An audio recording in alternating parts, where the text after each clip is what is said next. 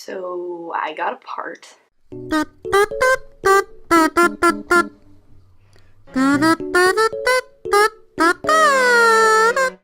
So a few weeks ago, my school decided to hold auditions for the new shows for this school year. I think the fact that I didn't film any of this process shows how little I expected to get a part. My audition tape, it's the worst audition tape I have ever made. Like, ever. I've made so many because I go to an art school. It was really bad. I waited way too long to hear back about the audition. Get it? Cause waited. Okay. But then one fateful Friday, I got an email, and it was like, yes, you have done it, my child. You have gotten a part. You have succeeded on your lifelong goal and journey. And I was very excited, but also incredibly nervous, because I've never gotten a part before. The show I got into is called MTV Radio Hour, and I was kind of confused because I'm pretty sure that MTV is a TV station, and I don't really know why a TV station would do a radio hour. Yeah, I don't know. And I was absolutely elated to find out that one of the songs we were doing is Careless Whisper.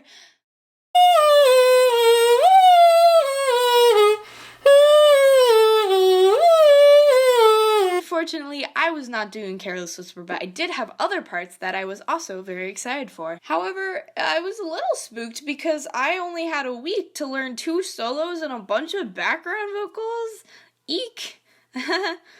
By some miracle, I turned in my background vocals a day early after an incredibly long night of recording.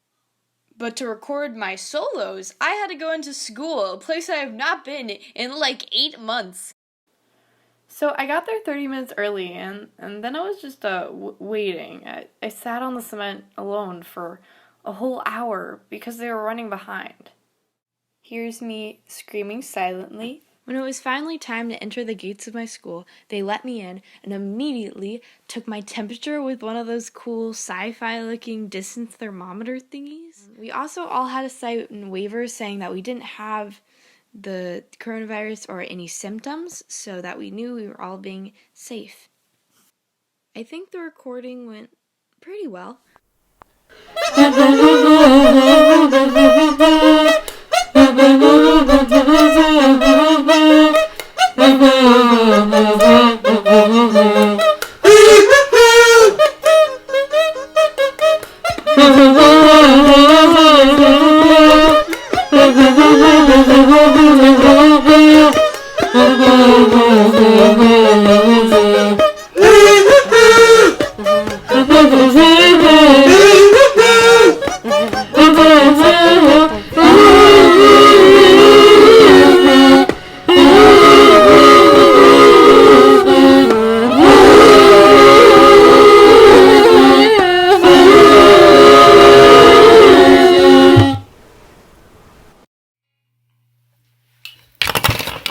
My teacher actually told me that I was too into it and I needed to tone it down, so I'm just gonna take that as a compliment.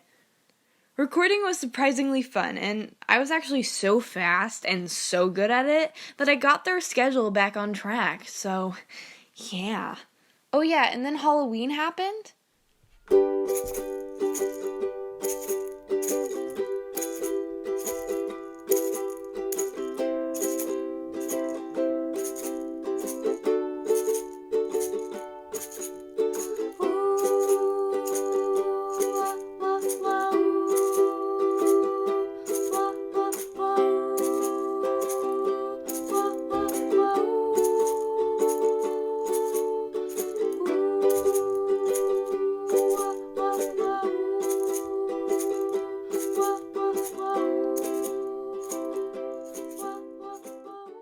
The very next day, it was time to go in and to film my music videos, which meant cool props and outfits, but also being on campus for 5 hours. I again arrived early to my school and got my temperature checked with the little sci-fi thingy, and then went to the red tables, where I would be spending the majority of my day. This is what the filming rooms looked like with the green screens and the lights. I felt so professional. That was really cool. Okay, before I tell you about the first music video I did, I want you to tell me something. Who do I look like in this picture? A. Ducky from Pretty in Pink. B. Stevie Nicks. C. Winona Ryder. D. Someone from Mary Poppins, I don't know. The correct answer was Stevie Nicks, and I'm offended that anyone would compare me to this child. My teachers actually complimented me on how accurate my hair and makeup looked, which made me feel special. Eventually, I was called to film my first shoot of the day, Little Lies.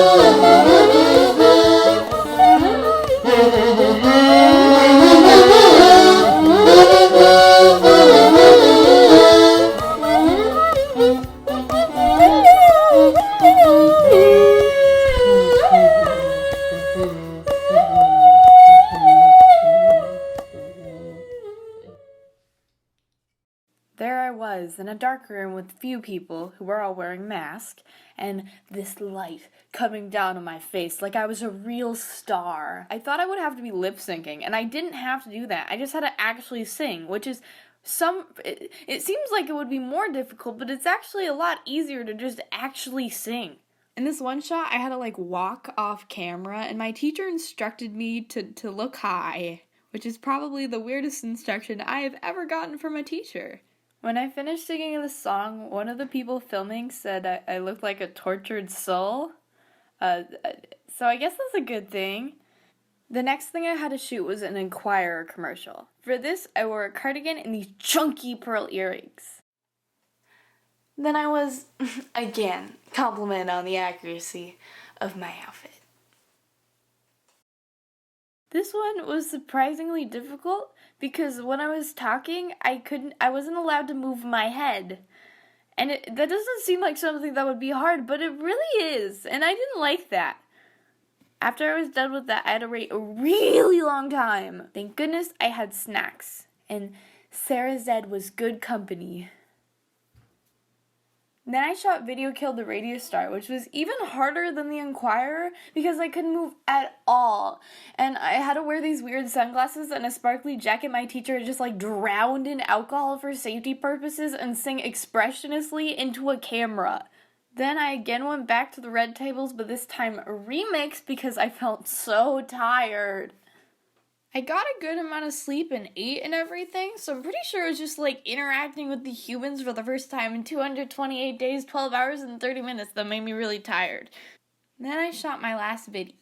They didn't show me any of the shots, so honestly, I wasn't really sure if I looked good at all.